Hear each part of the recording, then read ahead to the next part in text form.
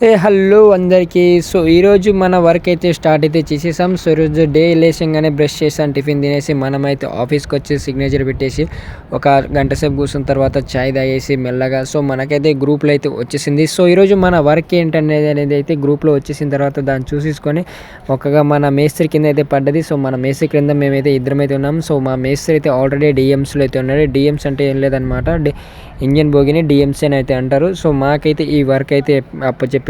ఇక ఈ వర్క్ అయితే మేమిద్దరం అయితే ఆడుతూ పాడుతూ అయితే ఈ వర్క్ అయితే చేస్తున్నాం. ఎందుకంటే నేను వీడియో తీస్తుంటే మావాడైతే నవ్వుతున్నాడు. సో అలా ఆడుతూ పాడుతూ అయితే మనమైతే ఫిల్టర్లు అయితే మొత్తం అయితే బైక్ అయితే తీసేయాలి. సో ఇదైతే మనకైతే ప్యాసింజర్ కూర్చున్న దాంట్లో అయితే ఉంది ఫిల్టర్లు.